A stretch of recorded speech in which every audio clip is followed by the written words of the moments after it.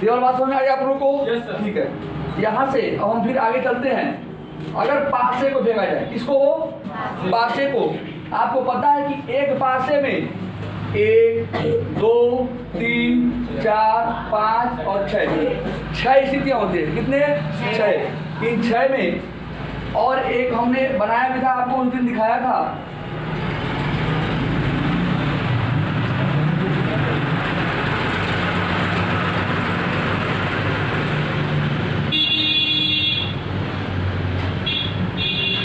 एक 2 3 4 5 इसके बारे में अगर देखें तो ये ऐसा पासा है कि 1 का उल्टा क्या होगा? 6, 2 का उल्टा 4 और 3 का उल्टा 5। मतलब ये आपस में अलग अलग स्थिति बनाएंगे। समझ रहे हो? अलग अलग का मतलब होता है कि जहाँ 1 आएगा वहाँ पर 3 ये 6 एक साथ तीनों दिखाई, एक जहाँ होगा वहाँ 6, अर्थात एक सामने एक ही साथ 1 और 6 दिखाई नहीं दे सकते। 2 और 4 दिखाई, 5 और 3 एक साथ दिखाई। इस प्रकार अगर होगा तो, क्योंकि आप देखेंगे अगर मेरा मतलब ये दीवार है, इस दीवार के सामने 2 है, उसके पीछे क्या है? 2 है, उसके पीछे क्या है? 4। 2 और 4 एक साथ कभी आ पाएंगे? मतलब वो विपरीत एक साथ नहीं हो। अब इसमें ये क्वेश्चन बढ़िया पूछता है यहाँ से, ठीक ना? पासे से क्या पूछता है देखेंगे कि 1 2 3 4 5 6। हम आपसे कहें कि यदि एक पासे को एक बार उछाला जाए तो सम संख्या क्या? सम संख्या कितनी बार आने की प्रायिकता? सम संख्या आने की प्रायिकता क्या होगी? तो हमें पता होना चाहिए कि सम संख्या 1 गो, 2 गो और गो बाबू 3 गो। सम संख्या कितनी है? 3। तो हमने बात किया सम संख्या की। क्या? सम संख्या। जहाँ से शुरू हुआ था वहीं से खत्म, जहाँ से खत्म हुआ था वहीं से शुरू। अभी बात करेंगे। देखिए सम संख्या, कितना सम संख्या है? तो ये सम संख्या की बात करते हैं तो 2 4 और 6। और सम संख्या की बात करते हैं तो वह संख्या जो 2 से भाग देने पर पूरी तरीके से घट जाए वह संख्या सम संख्या कहलाती है। और वह संख्या जो 2 से भाग देने पर पूरी तरीके से कटे नहीं, शेषफल 1 दे। अब वास्तव में जो संख्या 2 से नहीं कटेगी वो शेषफल 1 देगी। बस हो जाएगा ना? क्योंकि आप देखेंगे 2 का रिमाइंडर होता है 0 और 1। ठीक है, 0 और 1। जब आप हाई स्कूल में आएंगे तो पहला चैप्टर आपको पढ़ने के लिए मिलेगा यूक्लिड लेमा, ठीक है ना? उसमें ये बात होगी, फर्स्ट चैप्टर। तो यहाँ हमने बात किया सम संख्या 1 2, अर्थात टोटल नंबर कितने थे? 6। मतलब अगर एक पासे को हम फेंकेंगे एक बार तो उस पासे को फेंकने के बाद कितने अंकों की कल्पना कर सकते हैं? 6 अंकों की। कितने अंकों की? 6 अंकों की। अब उस 6 अंकों की संभव स्थितियां हो गई 6 की हो गई। हाँ, अब इसमें कितनी सम संख्याएं हैं? 3 गो। तो इन तीनों में से कोई एक आ सकता है। यानी कि अब आप ये देखिए इस 6 में आधा अंक सम का और आधा अंक विषम का, अर्थात 50-50% की बात हो रही है। मतलब 3 गो में से कोई एक आ सकता है, अर्थात 1/2। सम संख्या आने की प्रोबेबिलिटी कितनी है? 1/2। और नहीं आने की 6 में से 3 गया, 3/6, 1/2। इन दोनों घटनाओं को जब हम ऐड करेंगे तो आधा को आधा, आधा को आधा, 2 आधा, और 2 आधा को हम कहेंगे 1। कितना कहेंगे? 1। तो ये क्या हो गया? 1। तो पूरी कितनी घटनाएं घटी? 1। हम अगर आप लोगों से प्रश्न पूछे तो बता देंगे। आइए देखते हैं, टाइम वेस्ट होगा। तो पहले इस क्वेश्चन को हल करने के लिए हमें भाज्य संख्या के बारे में जानना पड़ेगा। तो भाज्य संख्या होती हैं वे संख्याएं, भाज्य संख्या वह संख्या जिसका गुणनखंड 2 से अधिक, 2 से अधिक। कैसे होगा गुणनखंड 2 से अधिक? जैसे आप देखेंगे, अगर हम एक की बात किया, 1 गुणे 1 गुणे 1, नो इफेक्ट, यहाँ पर कौन प्रभाव नहीं पड़ेगा। 2 के बारे में बात करते हैं। 2 को देखेंगे आप, 1 गुणे 2 और 2 गुणे 1, यह 2 ही गुणनखंड होते हैं। अभाज्य संख्याओं के केवल 2 गुणनखंड होते हैं, लेकिन भाज्य संख्याओं के 2 से अधिक होते हैं। कैसे होते हैं आइए देखते हैं। लाइक यहाँ पर हम 2 और 3 दोनों अभाज्य संख्या है, 2 सबसे छोटी अभाज्य संख्या है, ठीक है। अब हम बात करते हैं 4 की। 4 को पाने के लिए 1 गुणे 4, ध्यान देंगे 2 गुणे 2, और यहाँ पर हो सकता है हमारा यहाँ पर 4 गुणे 1। यहाँ देखेंगे कितना हो गया, 3 प्रकार से हम पा रहे हैं। हम कितने प्रकार से पा रहे हैं? 3 प्रकार से। अर्थात हम कह सकते हैं कि 4 क्या है? भाज्य संख्या है, जो 1 से भी कटेगा, 2 से भी कटेगा, और तो और अपने आप से भी कटेगा। इसलिए 4 क्या है? भाज्य संख्या। 6 भी भाज्य संख्या है, 2 से भी कटेगा, 3 से भी कटेगा, अपने आप से भी कटेगा और 1 से भी कटेगा। इसलिए यहाँ पर कुल कितनी भाज्य संख्याएं हैं? 2 गो।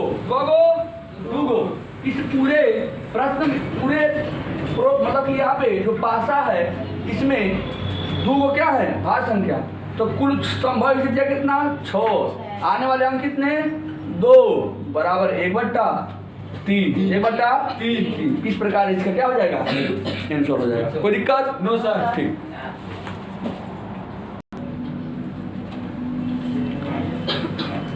अब हम बात करते हैं ताश के पत्तों की। किसकी? ताश के पत्तों की। एक ताश में मैंने आपको बताया कि 52 पत्ते होते हैं। कितने पत्ते? 52 पत्ते। इन 52 पत्तों में ध्यान देंगे, ताश के 52 पत्ते। इन 52 पत्तों की कहानियां कुछ इस प्रकार हैं, आइए देखते हैं किस प्रकार से इनको बांटा गया है। ठीक है,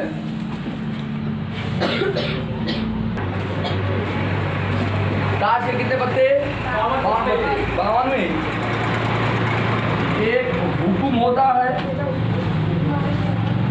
एक चीड़ होता है, पान होता है और ईटा होता है। 52 में अब आपने ये देखा 13 बांट दिए गए। इसमें एक पहला 13 में देखेंगे, 13 में एक इक्का होता है, यानी एक अंक वाले को इक्का कहते हैं। ठीक है, एक अंक वाले को इक्का। उसके बाद से इसी में 2 से 10 तक, 2 से 10 तक, तो 10 और 1 11। और इसी में 2 और होते हैं फोटो वाले, 2 फोटो वाला होता है, समझ रहे हो ना? राजा करते हैं, एगो रानी करते हैं। लोग इसको अलग अलग नामों से जानते हैं, लेकिन हम लोग इतना जानेंगे, राजा रानी। और 10 मतलब 9 1 10 10 2 12 और 1 मिनट। इसमें कितना हुआ? ये 9 9 1 10 10 2 12। और इसी में एक और होता है, ध्यान देंगे, इसको हम लोग गुलाम कहते हैं। क्या कहते हैं? गुलाम। मतलब 3 को फोटो वाला, 3 और 9 3 12 और 1 13। एक ताश में, एक ताश के पत्ते में 52 पत्ते होते हैं। इस 52 में एक हुकुम होता है और एक चीड़ होता है, पान और एक ईटा। इसमें यहाँ देखेंगे कितनी क्वालिटी की होती हैं सब पत्तियाँ। 1 नंबर पे होता है इसका, उसके बाद से दूसरा 2 से लेकर 10 तक अंक लिखे होते हैं। उसके बाद से एक होता है जिसको राजा बोला जाता है, 4थे नंबर पे रानी और 5वें नंबर पे गुलाम। अर्थात 5 प्रकार की पत्तियां आपको देखने को मिलती हैं। 5 के अलग अलग अपने वैल्यू हैं। ऐसे ही सब में होंगे। तो सब में होंगे तो हुकुम में एक इक्का, रेहू तीनों में खाली इक्का होगा, तो टोटल कुल इक्का बराबर 4, अर्थात एक ताश के पत्ते में कुल इक्कों की संख्या कितनी हो जाएगी? 4। और दूसरे की बात करते हैं कि 2 से लेकर 10 तक, 2 से लेकर 10 तक, अर्थात यहाँ पर हुआ था कितना? 9। कितना हुआ था? 9। तो 9 चौको 36, अंक वाले 36, अंक वाले 36 होते हैं। तीसरा, राजा टोटल कितने होंगे? राजा कुल राजा कितना? 4। चौथा, कुल रानी कितनी? कुल रानी 4। और 5वें नंबर पे कुल गुलाम कितने भी गुलाम रहेंगे, गुलाम वो हो जाएंगे कितना? हो 4। 6 4 10 4 14 14 4 18 4 22 कर दो हासिल 2 और 3 2 5, टोटल 52 पत्ता हुआ कि नहीं हुआ? इस प्रकार से ताश के पत्ते होते हैं, ठीक है ना। इसके बाद से आपको उस पर से प्रश्न आएगा, ठीक है ना, जो हम लोग किताबों के माध्यम से करेंगे, ठीक है। यस सर, शेयर करेंगे, लाइक करेंगे, कमेंट करेंगे। देखिए,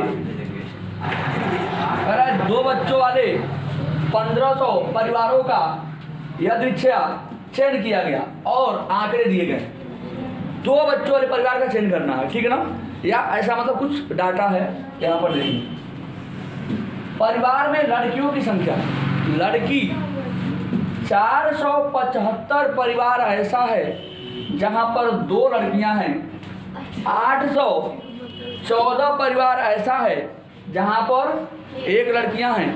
और 211 परिवार ऐसा है जहाँ पर 1 भी लड़कियाँ नहीं हैं, ठीक है। और यह आंकड़ा दे दिया गया, आप देखेंगे तो यह टोटल उस अगर तीनों को जोड़ देंगे तो टोटल उस गांव की संख्याएं हो जाएंगी, ठीक है। क्या हो जाएंगी? संख्याएं। अब यहाँ पर प्रश्नों के हिसाब से हम आगे क्या करते हैं? बात करते हैं। देखेंगे, प्रश्न कह रहा है कि ऐसे